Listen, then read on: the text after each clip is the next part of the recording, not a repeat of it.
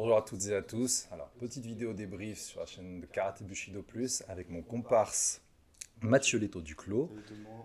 Donc, pour ceux qui ne le connaissent pas, Mathieu, combattant professionnel à Hexagone MMA. Voilà. Et nous sommes en direct à Bayonne pour le camp d'entraînement de Benoît Saint-Denis. Voilà. Alors, donc, comme je viens de dire, petite vidéo débrief du combat de boxe anglaise tant attendu Tyson Fury contre Francis Ngannou. Alors, pour faire un petit récap, donc Francis Ngannou qui était ancien champion poids lourd à l'UFC est donc parti suite à des problèmes contractuels. C'est-à-dire que Francis, lorsqu'il allait re-signer, voulait une clause dans son contrat qui indiquait qu'il avait l'autorisation justement de faire des combats de boxe anglaise à l'instar de Conor McGregor, chose que Dana White a refusée. Il s'est donc dirigé vers l'organisation PFL, Professional Fight League, organisation qui allait laisser combattre Francis en boxe anglaise. Et donc au final, une date a été trouvée pour faire combattre ces deux monstres en Arabie Saoudite le 28 octobre, donc hier soir. De l'autre côté de ce combat, Tyson Fury, The Gypsy King, détenteur de la ceinture WBC des poids lourds en boxe anglaise, 34 combats dont 33 victoires, 24 avant la limite et un draw contre Deontay Wilder. Après des mois d'une promotion intense sur les réseaux sociaux, ils ont décidé de régler leur compte une bonne fois pour toutes en Arabie Saoudite. Alors cette soirée, attendue par énormément de monde, on a pu le voir, le stade était totalement rempli. Entre l'avant-dernier combat et le combat Fury-Ngannou, justement, il y a eu tout un show, il y a eu de l'attente, il y a eu beaucoup de blabla, au moins une bonne heure et demie, je pense. Ouais. Et donc est venue l'entrée des combattants, alors un show là vraiment exceptionnel et énorme, avec justement chacun une couronne, un trône. Alors pour cet événement, la ceinture poids lourd de Fury n'a pas été remise en jeu, ils en ont créé une spéciale, la WBC en a créé une spéciale qui s'appelait la Riyadh Champion Belt. Le combat a été sanctionné non pas en 12 rounds de 3 minutes, mais en 10 rounds de 3 minutes. Alors comme on l'a dit, une entrée grandiose, hymne national pour chacun des combattants, et donc démarre justement le round 1. Alors ce round 1, Déjà, avant de parler de round 1, les pronostics déjà, parce que c'est que c'était. Tout le monde voyait Fury gagner le combat. Tout le monde se disait Fury est roulé sur Ngannou. ah oui, oui. Même Fury justement disait, il avait dit c'est comme si un gars qui pratique le tennis de table, le ping-pong, allait affronter Djokovic en finale de Wimbledon ou un truc comme ça. Ouais. Donc les chances de Ngannou étaient très très basses selon énormément de monde. Même je pense que Fury l'a sous-estimé, on a pu voir. Enfin, il y avait un petit indice justement par rapport à ça, c'est qu'il avait déjà accepté le combat contre Alexander Usyk le 23 décembre. Donc il s'est dit, ok, je passe Ngannou, tout va bien, et je peux déjà enclencher mon prochain combat presque un mois et demi plus tard, ce qui est quand même très rare. C'est-à-dire qu'il ne se concentre pas forcément sur le combat présent, mais il s'imagine déjà sur le combat d'après. Ça, c'est un souci de beaucoup de cette quand ils ont des combats qui sont entre guillemets trop faciles, Ouais. qu'ils ont sur papier trop d'avantages, parfois ils s'avancent un petit peu et ça peut vite jouer en leur défaveur. C'est ce qui s'est passé. Ouais, parce que ils vont sous-estimer le combat en lui-même, le combattant, donc peut-être s'entraîner moins fort, être moins assidu à l'entraînement. Et le Tyson Fury qu'on a vu justement sur ce combat, moi je pense que c'est le résultat de ça, parce que c'est pas le Tyson Fury qu'on a pu voir contre Deontay Wilder pour moi. J'ai senti pas précis. En fait, dès le premier round, il avait quand même travaillé comme d'habitude super bien avec son Il a jab. démarré fort, il s'est jeté directement sur Ngannou d'ailleurs. Vraiment, dès que la cloche a retenti, il est arrivé pour faire un gros échange. Et Après, moi je suis là, je tape dur et tu vas prendre voilà. ça pour l'anti-round. Il n'est pas impressionné, Ngannou, hein. Il a fait le travail qu'il devait, mais quand même beaucoup sur le reculoir. Et dès le premier round, on voit que c'était Fury qui avait pris l'ascendant avec sa taille. Il arrivait bien cadré de loin. Il n'arrivait pas à casser la distance trop, Francis. Ouais.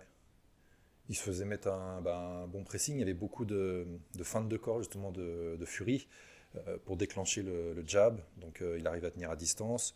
On voyait dès le départ aussi justement en termes de vitesse et d'explosivité un gros avantage et même de déplacement, de relâchement, un gros avantage pour Fury. Très impressionnant parce que tu vois Fury arriver qui est assez grassouillé, qui est assez. Bon, il n'a pas la forme du pic athlète et du meilleur athlète du monde. Ouais. De côté, tu vois Ngannou qui arrive ultra sec, ultra préparé, ultra énorme. Et pourtant, énorme différence de vitesse, énorme différence de puissance. Par contre, en force, c'est Ngannou qui l'a. C'est Ngannou qui a eu l'avantage puisque Ouais. dès les premiers rounds, il a réussi directement à contrer Fury assez salement au troisième C'est un bon crochet du gauche. Ouais. Donc, alors, premier round sur la scorecard pour Fury. Deuxième round, là, Ngannou commence à prendre un peu plus le centre du ring. Voilà. C'est donc Fury qui, comme aussi à son habitude, a quand même beaucoup de mouvements, de déplacements latéraux. Mais Ngannou commence à rentrer dans le combat. Il commence à faire, je dirais même largement mieux que ce qui était attendu. Et donc sur ce troisième round, Fury lance une combinaison jab-cross. Cross qui vient se planter sur, je pense, le pec de Ngannou. Et Ngannou contre avec un crochet gauche à la tempe qui envoie Fury au tapis. C'est sur cet échange que j'ai vu que Fury il était pas forcément en forme. Parce qu'en fait, il a fait 2 fois la même mise ensuite. C'était une sorte de, on va dire, jab crochet avant et suivi par le direct arrière. Ouais. En fait, il le fait une première fois et il touche le gant de Ngannou et limite le haut du crâne de Ngannou, donc pas très précis. Il en fait une deuxième fois, Ngannou ne bouge toujours pas la tête, et là ce coup-ci, il envoie le coup carrément au niveau du pectoral de Ngannou. Et du coup, directement, il profite de ça, Ngannou mettant le crochet gauche, il arrive à le toucher assez salement. Et en fait, on a remarqué que sur l'ensemble du combat, Ngannou a quasiment fait toujours la même défense sur toutes ses attaques, en fait, sur toutes les attaques de Fury. C'est-à-dire qu'il faisait que son crochet gauche. Et Fury, après avoir pris le contre, il n'osait plus se jeter sur sa droite, il n'osait plus envoyer. Il était moins percutant sur son cross. Ouais. Exactement, il ne voulait plus envoyer des coups dangereux, il ne voulait plus mettre trop de risques. Et on a vu qu'ensuite, sur tout le reste du combat, c'était que du jab et de la tenue à distance. Il n'y a plus trop de moments ensuite où il s'est vraiment jeté, ou vraiment très rarement sur l'ensemble du reste du combat. Parce que même après, quand il se jetait, justement, c'est là où il y avait de gros risques pour Fury, parce que Ngannou... alors, quand Ngannou était à distance, il n'allait pas forcément chercher à trop rentrer, mais par contre, quand Fury venait au corps à corps, on a pu voir des très beaux uppercuts, justement un travail à short distance quand même assez efficace de Ngannou. D'ailleurs, sur les phases de clinch, là où justement Fury d'habitude est très fort parce que de par son gabarit, donc sa taille, son poids, vient peser sur ses adversaires, il va les fatiguer. Les bras vont faire du lactique et après donc les gars c'est vraiment une stratégie de long terme. Voilà, une stratégie de long terme pour les épuiser pour les late rounds, on va dire. Et donc là, on a pu voir que justement sur les phases de clinch, ça ne s'est pas passé comme prévu pour Fury. J'ai même senti Francis au-dessus en termes de phase de clinch. Il venait même des fois, c'était un peu bizarre, mais ça marchait en clinch taille du coup, plutôt que d'être dans un clinch d'anglaise classique. En combat de MMA, c'est un bon clinch. En fait, en MMA, tu fais beaucoup de clinch. Ouais. Contrairement en boxe anglaise, tu travailles en fait finalement peu le clinch. C'est vraiment que tu fais que par survie. Il y a très peu de boxeurs qui l'ont inclus vraiment dans leur jeu, sauf Fury. Quelques autres, mais c'est assez rare. Alors qu'en fait, en MMA, tu travailles activement tout le temps. Tu es quasiment tout le temps collé, tu travailles toujours ton clinch. Ngannou, en plus, il est fort physiquement. Ouais. Donc il était fort physiquement, il avait des bonnes bases sur le clinch. Ça rend tout de suite le jeu de Fury moins efficace. Et tu vois, c'est vrai qu'avant le combat, j'avais jamais pensé à ça, mais en fait, il a réussi à quasiment annuler son clinch. Ouais. Il a quasiment totalement annulé le jeu de clinch de Fury. Il n'a pas laissé, en fait, quasiment pas laissé de période de repos à Fury. C'est pour ça qu'on voyait ralentir aussi un petit peu à la fin, Fury, ce qui était étonnant, parce que d'habitude, c'est l'inverse. Ouais, c'est cardio-machine, Fury aussi. D'habitude, c'est même l'inverse, c'est lui qui fatigue plus les autres et qui snap de loin. Là, on a l'impression que Fury, à force, c'était lui qui commençait à craquer sur le couloir. Ouais. Et parce que justement, en phase de clinch, on avait pu voir que sur son combat contre Wilder, ses phases étaient largement plus nombreuses et elles portaient leurs fruits justement parce que Wilder commençait vraiment à fatiguer, à avoir les bras lourds. Et là, on a pu voir que Fury s'est rendu compte que non, au clinch, ça ne se passe pas comme prévu.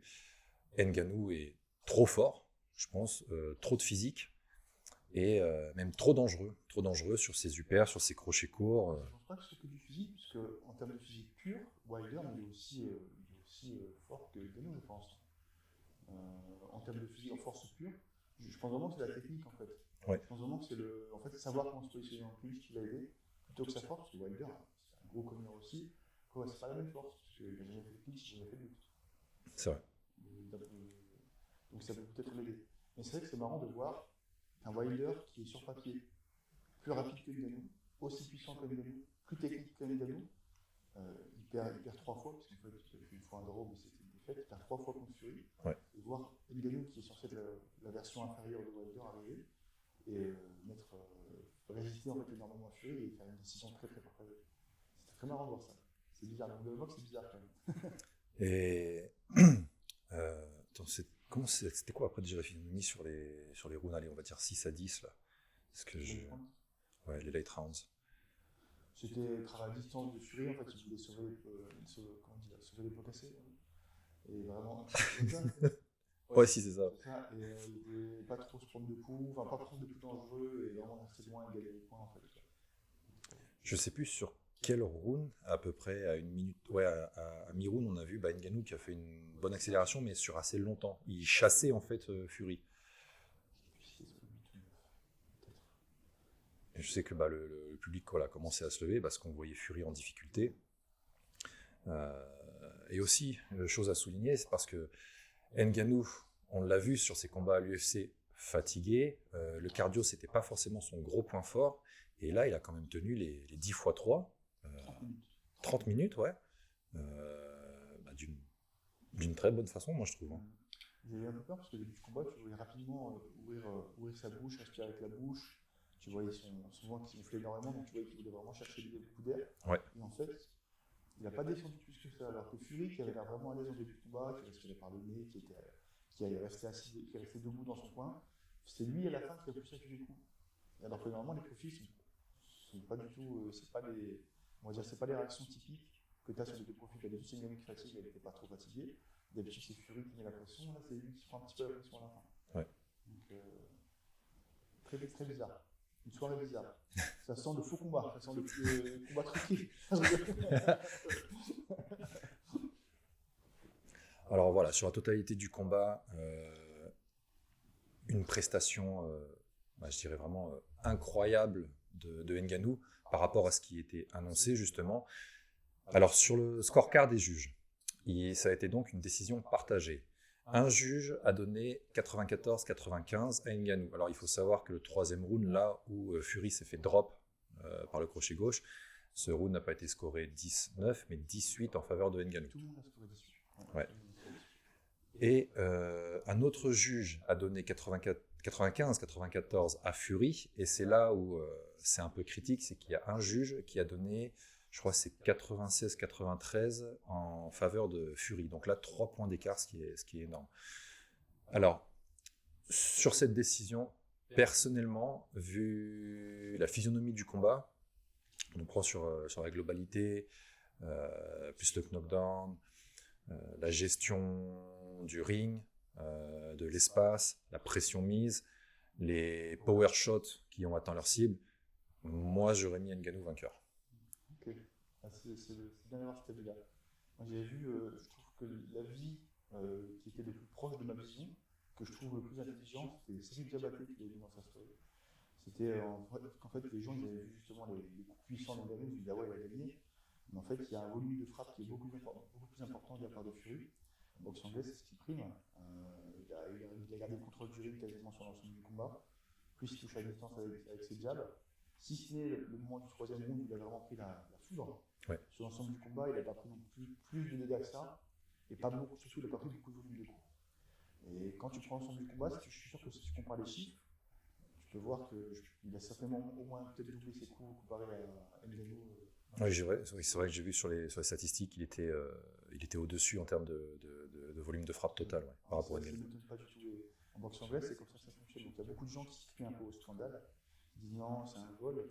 La boxe anglaise, c'est un système de points très particulier. Et pour le coup, je rejoins tout à fait Cyril, c'est que je vois tout à fait si Tyson gagner en décision partagée. J'aurais pas non plus été surpris sur les synonymes, mais j'aurais pas non plus été surpris de voir Ngannou gagner. Parce que c'est vrai que c'était très serré. Et en fonction de comment les juges voient le combat, c'est que ça peut être différent. Mais pour moi, c'était pas suffisant pour gagner contre Fury. C'était vraiment. Il manquait encore un peu de volume. Alors, c'est bizarre parce que pour moi, donc, le perdant de ce combat est en fait le grand vainqueur, et le vainqueur de ce combat, pour moi, a perdu beaucoup de choses. C'est-à-dire que donc, Tyson Fury, considéré comme, je dirais, le meilleur poids lourd en boxe anglaise, et par certains même de tous les temps, Un combattant de MMA donc vient sur son domaine et arrive à faire jeu égal, voire même supérieur. Et de l'autre côté, donc Francis Ngannou, en plus on connaît tous son parcours, hein, voilà, qui n'a pas été simple du tout. Donné perdant par énormément de monde, vient et tient tête donc à Tyson et ressort, je ne vais pas dire grandi, mais enfin ressort, comment dire. Non, les gens, je pense qu'ils apportent du crédit, beaucoup plus de crédit en fait à ces Ngannou maintenant. Ouais. C'est pas, il fait pas que parler, derrière il assume, on voit qu'il a travaillé durement. De toute façon, ça représente très bien son parcours, hein. Il a toujours travaillé dur toute sa vie pour à chaque fois réussir dans toutes les épreuves qu'il a dû affronter. Le MMA, quand il était en bas niveau, il avait super travaillé, il est monté, il a intégré une course sur gars. En UFC, il avait des soucis au début, il a réussi à les surmonter pour atteindre le top de l'UFC. Là maintenant, il va se frotter au géant de la boxe anglaise. Pareil, il n'a pas réussi à passer le cap de la victoire, mais Ouais. il a fait une performance qui est absolument fantastique pour si peu de temps de travail, puisqu'en mine de rien, il avait une toute petite fourchette, il avait que quelques mois pour se préparer en boxe anglaise pure. Donc franchement, un énorme travail et ça représente très bien son parcours, un acharné. Et un autre truc à souligner, moi ça me fait super plaisir de voir ça, c'est il avait un short qui était, c'est des shorts de malade. En fait, Ngannou sur son short, il avait mis la France, il avait mis l'hexagone derrière. C'est plaisir de voir ça, parce que je pensais qu'il avait un peu oublié cette partie de sa carrière Où il avait transitionné par la France. Ouais. exactement. En fait, pas du tout. Ça fait très très plaisir de voir ça. Donc voilà, maintenant une fois ce combat effectué, quelle va être la suite pour chacun? Il y a déjà des rumeurs de De revanche, rematch? hein. Ouais, il y a déjà des rumeurs de revanche. En tout cas, des demandes de la part des spectateurs de revanche. Parce que d'un côté, on aimerait bien voir ce que ça donnerait à Ngannou qui a plus de temps à se préparer, qui peut plus apprendre les règles de la boxe anglaise, plus jouer avec ça et plus perfectionner son anglais en général. Ouais. Et d'un autre, je pense que les gens ont envie de voir du coup un Tyson préparé. Un Tyson super préparé. Parce que là, tout le monde se dit, enfin, je pense que c'était évident que Tyson n'était pas préparé. Tout le monde se dit qu'est-ce que ça donnerait un Tyson Fury bien préparé, bien affûté, contre Ngannou qui a eu le temps, encore plus de temps pour perfectionner son art. Mais après, est-ce que Tyson Fury avait largement le temps de se préparer, mais c'est juste qu'il a sous-estimé, donc très grosse erreur. Est-ce qu'il va apprendre justement de cette erreur? Donc là, prochaine étape pour Fury, c'est Alexander Usyk le 23 décembre pour l'unification des ceintures poids lourds. Et de l'autre côté, Francis Ngannou, donc, qui je pense normalement devra faire ses débuts au PFL, parce qu'il avait annoncé ses débuts pour 2024. Je ne sais pas encore son adversaire. Je ne sais pas qui l'affrontera. Je pense que personne n'a été annoncé pour le moment. On ne sait pas s'il prendra part au tournoi du PFL, si ça sera un super fight.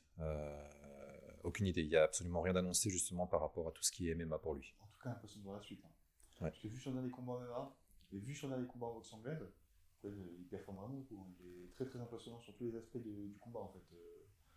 Ngannou. Surtout, puis- j'avais vu Non, sur son dernier combat en MMA, il avait aussi progressé énormément sur la lutte. Hein. Son dernier combat, c'était contre qui? C'était contre Gane? non, Miocic, non? Miocic, Ouais, c'est ça. ouais. Il avait fait vraiment un travail de lutte excellent, un travail d'anglaise excellent. En fait, il avait été quasiment parfait de A à Z. Donc, je suis passé de voir ce que ça donne. J'ai l'impression que son changement d'équipe en Amérique, depuis Ouais. en Amérique, vraiment, il se développe énormément. Et depuis qu'il s'est rapproché de Kamaru et tout ça, j'ai vraiment l'impression de voir un nouveau Francis qui est beaucoup, beaucoup, beaucoup plus dangereux. Ah bah de toute façon, on avait pu voir son évolution, parce que Francis, d'habitude, c'était rush machine, c'est-à-dire Ouais. on avait pu voir contre Rosenstruik où il courait, il balançait des bombes et tout ça. Et donc sur son dernier combat contre Stipe, comme tu disais, un Francis beaucoup plus attentif, moins dans le rush. Même on a pu le voir justement sur le knockdown contre Fury. Je pense qu'un Ngannou d'il y a 4-5 ans, après le knockdown, sur les 20 dernières secondes restantes, aurait justement couru pour essayer de la battre, et peut-être sur ses frais contrés. Et là, il a plus pris son temps, comme il avait fait contre Miocic. Donc, alors, Francis, déjà 37 ans, grosse opération au genou. En termes de carrière, de longévité, là, en plus, c'est que, comme tu viens de dire, on a pu voir qu'il monte en fait. Il monte, il n'est pas en train de descendre. Que ce soit physiquement, techniquement, tactiquement, tout ça. Enfin, sur tous les points, il est encore en train de progresser, quoi. Ça, c'est l'avantage un peu de la catégorie poids lourd, c'est qu'il y a beaucoup de poids lourds qui sont un peu plus âgés, parce qu'en fait, c'est une catégorie où les gens sont matures, plus vieux. Souvent, tu vois les poids lourds qui sont très jeunes, Ouais. Ils sont pas super disciplinés, ils sont pas super techniques. C'est vraiment, ils gagnent parce qu'ils mettent des grosses patates et ils sont plutôt rapides vu qu'ils sont jeunes. Ouais. Et en fait, tu vois que ceux qui performent le plus chez les poids lourds, souvent, c'est les mecs plus âgés. Après, bon, je pense que c'est limite, un film qui a 60 ans, je pense que ça va être compliqué.